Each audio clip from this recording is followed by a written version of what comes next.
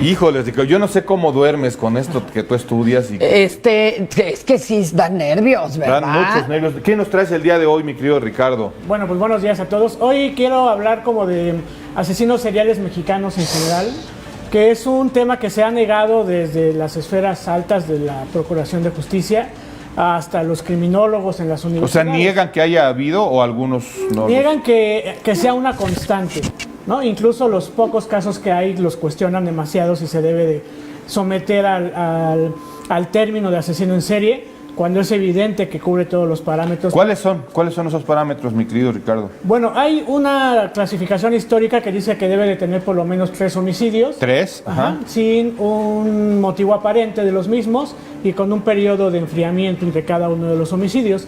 Ya definiciones más contemporáneas ya ni siquiera hablan de una cuestión cuantitativa, es decir, de una cantidad de víctimas, sino de las cualidades psicológicas que debe de tener el criminal y que lo lleva a una conducta reiterativa en la que daña a un tercero, ¿no? Esa me parece que es una definición mucho mejor porque no se somete a una cuestión, digamos, prácticamente positivista, ¿no? De tener una cantidad para poder llamarlo asesino en serie. ¿Qué pasaba entonces con el que asesinaba a 2 personas de la misma manera?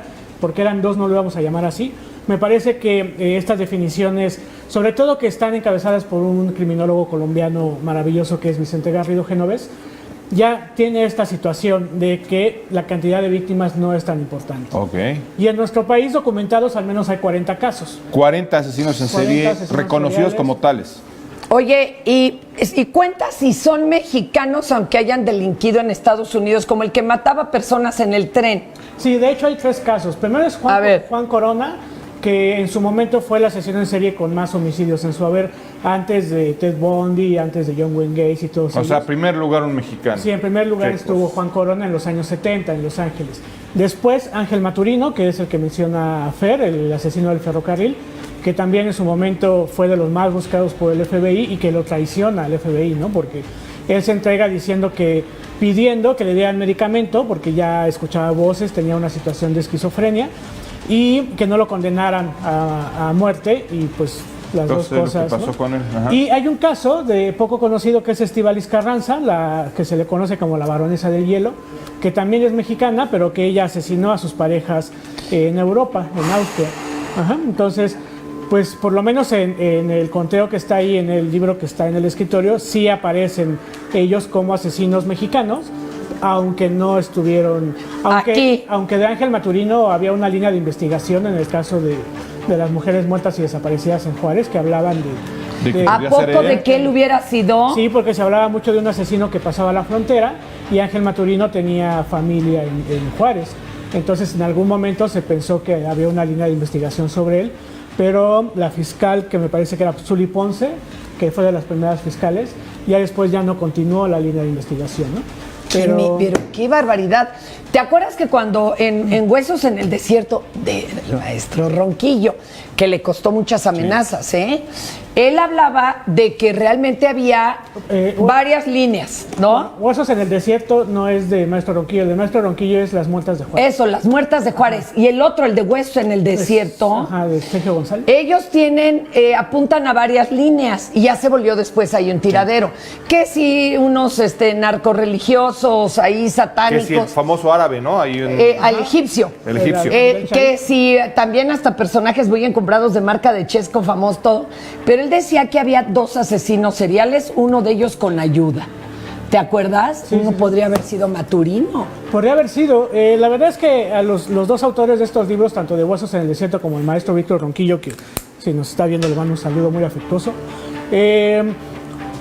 pues tuvieron muchas amenazas, fueron golpeados, ¿no? El maestro de Huesos en el Desierto incluso después comentaba, o en el mismo libro comentaba cómo le habían destrozado la dentadura. Eran situaciones muy complicadas. Y sí, la verdad es que ha habido, de repente las personas que cubrimos este tipo de situaciones, pues recibimos ahí cuestiones no muy amigables, ¿no? Sí, a ti también pero te han amenazado. que no se pueden negar. Sí, yo en algún momento recibí algunos correos ahí medio Pero a todo mundo ¿no? lo amenazaron. A mi tocaya Fernanda Familiar, que estaba muy metida apoyando un documental, tuvo que decir un día al aire, dijo, me llamaron y amenazaron a mis hijos. yo no vuelvo a tocar el tema, perdónenme, y ya no lo vuelvo a Pues sí. tocar. La misma Pues cualquiera... Lourdes Portillo, que fue como la primera documentalista que tocó el tema, Señorita Extraviada, se llamaba su documental, también sufrió muchas amenazas. Entonces, bueno, eso te habla de que evidentemente había una situación de complicidades entre... Y que había gente autoridades, de las poderosa. órbitas del poder. Gente muy poderosa. Hablando de que el poder no necesariamente es el poder político, ¿no? Claro. O sea, hay diferentes tipos de Económico. poder económico. No, Creo que es pues, más fuerte el o de los económico que el narcos. político. Claro, todos estos poderes fácticos, ¿no? Oye, y en este momento en México, y esto es así, off the record, mi querido Ricardo, ¿hay algún caso que esté sospechoso de asesino serial?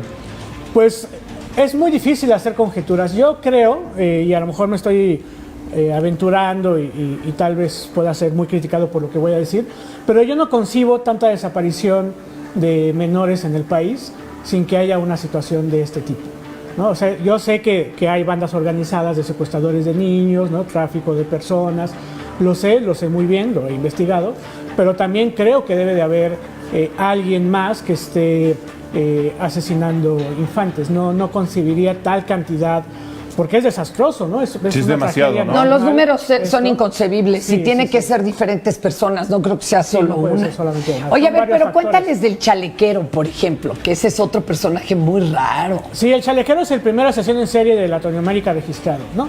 Él aparece en 1888, todavía en el periodo porfirista, y esto lo menciono porque es muy importante. En 1888 en Inglaterra está Jack el Destripador, ¿no? Él solamente, él asesina a 4 mujeres, y acá Francisco Guerrero, el chalequero, asesina a una docena de mujeres. Todo su juicio está registrado por Rumanac, que era un criminólogo muy importante de la época, y el chalequero sale porque Porfirio Díaz le perdona algunos años de condena, sale y vuelve a asesinar. No. Y entonces ya ahora sí ya es trasladado, él termina muriendo en la cárcel en el que está en Veracruz, que era San de Ulúa. Ajá, en la cárcel de San Juan de Ulúa termina muriendo ahí, pero sí, él le cortaba la cabeza a las víctimas, todas ellas eran prostitutas, y en México hemos liberado a 2 asesinos seriales, ¿no? A Francisco Guerrero, y bueno, siempre lo menciono, pero a Goyo Cárdenas, claro. en el 76. Oye, y ya para cerrar, ahorita que nos queda poco tiempo, un poquito del poeta caníbal, por favor. Digo, yo sé que la gente quiere un tema para hablar en el desayuno. Sí, bonito. Sí, un tema bonito El de la para Guerrero. platicar. Pues En el hablando de desayunos, Que sí era artista. José Luis Calva, que descuartizó a sus víctimas, ¿no? José Luis Calva es un caso interesantísimo desde el punto de vista de la psicología del psicópata. Bueno, ahí me pusieron el reloj, me apuro. De la psicología del psicópata, porque cubre todas las características del mismo, todo lo que menciona el PCLR-20, todo lo cubre. La forma en la que conquistaba a las víctimas, que todas eran madres solteras, ¿no?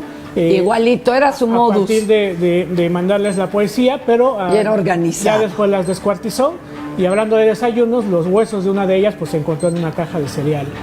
Está la duda de que si en realidad las llegó a comer. Él siempre lo negó y ya no hubo manera.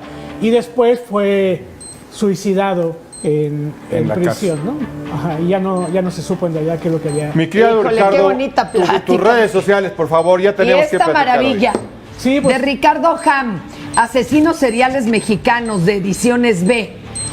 sí, las redes sociales es Ricardo-Ham y en Facebook Lotomedia, y si alguien le interesa Ay, el libro,